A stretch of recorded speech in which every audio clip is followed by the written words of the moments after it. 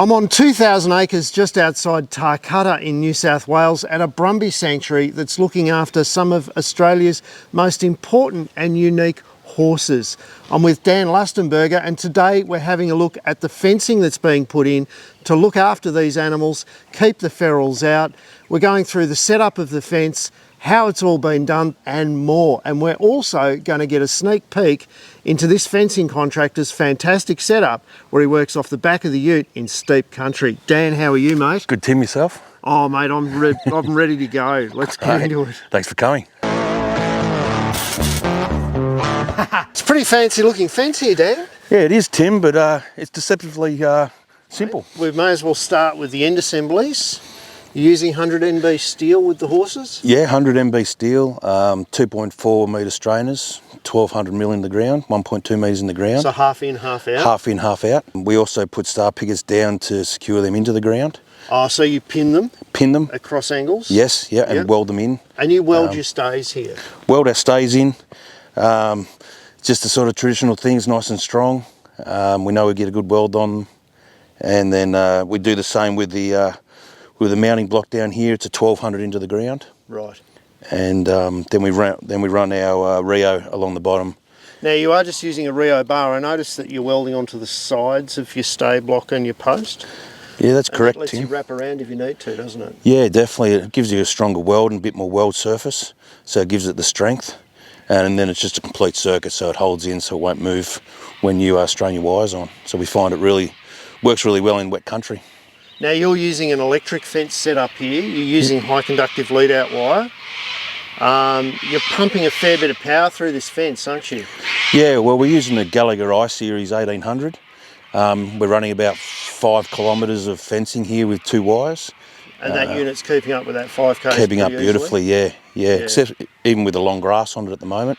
Yep. It's still pulling enough to keep the horses at bay, so it's going really well. Yeah, right. So it's coping even with the draw of long grass underneath it? Yeah, definitely, yeah. How many hot wires do you have in this fence, mate? I notice it's a 4-line electric fence. 2 hot, 2 cold? That's right, yeah. 2 hot, 2 cold. So we have a main wire feed coming into it, which is a double plane wire. Yep. For extra surface to really bring the volts down to the fence, and then we run it through with two hot wires and 2 earths, all connected. Now, you're using the I-post droppers, using the smallest one that they sell as an intermediate dropper in this post.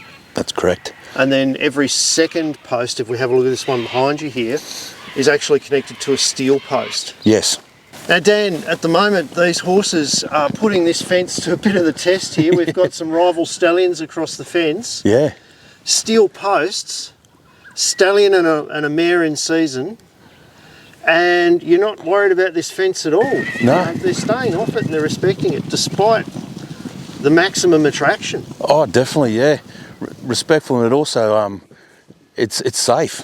There's the minimum posts in them, minimum steel posts in them. Yep. The electrics is keeping them off, and they're respecting it, like you said. They're saying they've sort of 400-500 mil off every time, even when they're turning at full gallop.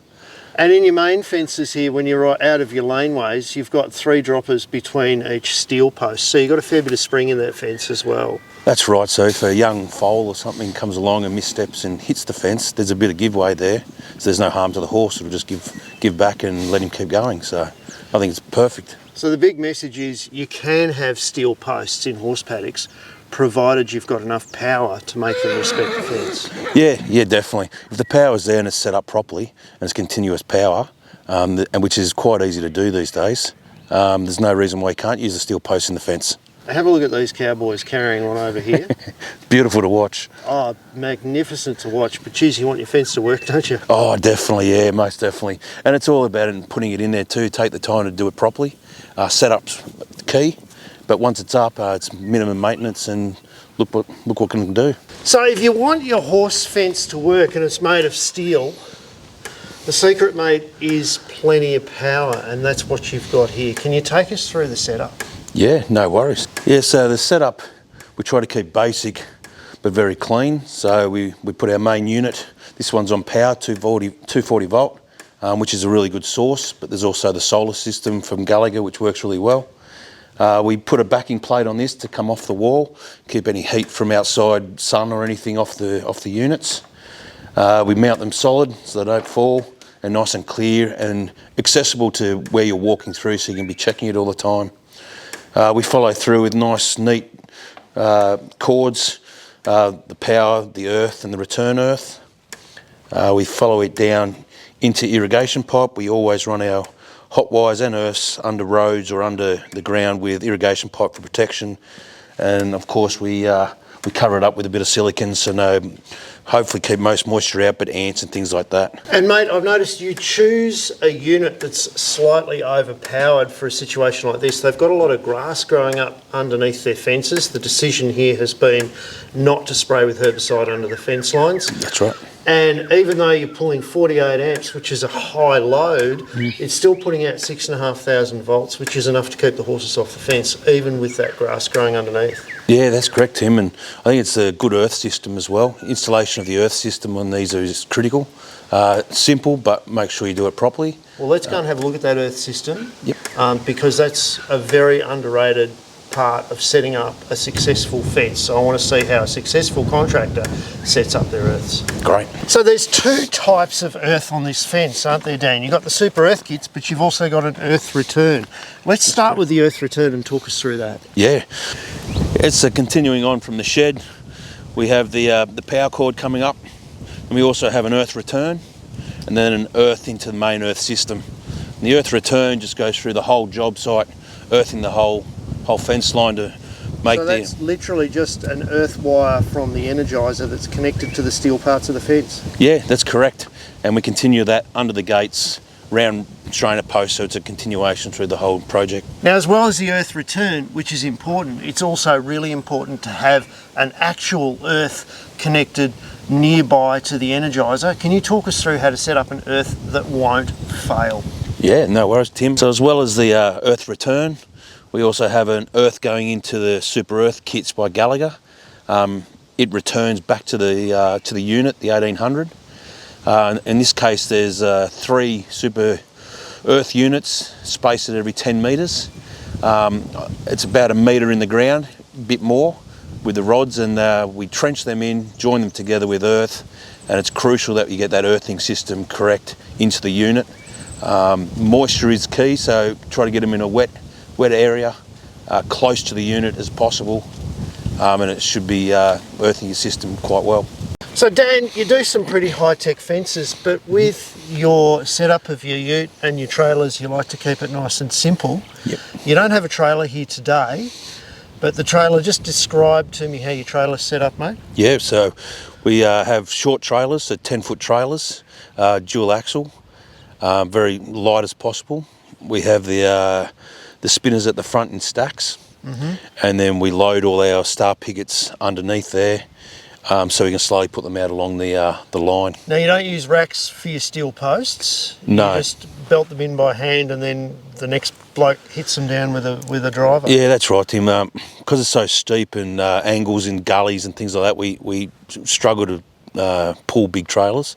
So it's still quite manual. So we have a fellow driving, a fellow placing the star pickets, and then a fellow driving behind. And a lot of the wires we pull in after by hand.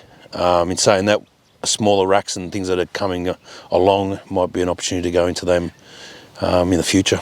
So the majority of your setup is actually on the back of your ute. Can we go around your ute now and you just take us through your setup and what works for you? Yeah, great. Let's go. Yeah. So this is the standard sort of truck that we're running at the moment in the hills. It's just a ute, plenty of air underneath so we can get over everything. Big compressor on the front. So we use this compressor for driving the strainer posts. Big hard ground, so we need plenty of oomph behind it, so it's quite a big unit. We just run minimal hose, but there's 60 metres there, so we can get down into the gullies and things like that, where the vehicles can't get to. Followed by a big 15 kVA generator. Multiple vehicles aren't an option in a lot of the country we're going to, so we want to do multiple tools off this, so we make sure there's plenty of power in the generator. Keep it quite simple. Generator's got plenty of fuel by itself, so we're not carrying as much fuel in jerry cans. Grease guns, always for the machines, the bobcats and things. And then we have our driver, which is a marchant driver for our strainer posts. Does a really good job. This is a square driver, but we usually have a petrol driver here to do the star pickets. And you've got permanent mounts, just a couple of chain links welded to the floor where those are? Yeah, Tim, very simple, and just pull them down with a strap just so they don't move around, and a bit of wear and tear on the machine that it doesn't need, so just keeps it simple in the high and lows and everywhere. So moving around, we've got a set of drawers here, mate. Yeah, set of drawers, well organised, but once again simple. We just have a few power tools, nice and easy with the battery operated tools. When you've got the steep country, you don't have to run power leads and things like that. We've got a couple of drawers of just your pliers, things that you're using, your nips, stuff like that. Tools, plenty of tools. When you're up in the hills, you need the tools to fix machines and things like that. Followed by your welder, a couple of power leads, welding helmet, and a bit of PPE just to keep us going. And the fridge, which is a main one for the food. And the secret stash, of course, up the top, the most important tool of the lot is your sandwich maker, mate. Sandwich maker, mate, with a universal plug, especially in winter. That's what keeps us going. Well, Dan, I think this is an appropriate spot for us to finish our discussion about your amazing horse fences here. It really is a story of old versus new ways of thinking, and there are a whole heap of new possibilities now with fencing, aren't there? Yeah, definitely. I think electrics have come a long way in the last 10-20 years. They're reliable, easy to install, and safe for the livestock, so I think it's a win-win going forward with the electric fencing. And a whole lot less work. A whole lot less work. If you do it right. Exactly. So if you want your fencing done right and you're in the Tarcutta or broader central New South Wales area, get on to Dan. There's a link to his business below, and if you want to find out more about the products that have been used in this video, there's links to them as well. And send this video to someone who needs to rethink their horse fencing. If you like this kind of video, don't forget, hit the little subscribe button down there, give it a thumbs up. There's plenty more on the channel, and I've got memberships available now too. People should check them out, I reckon, Dan. Definitely. Always. See you next week, guys.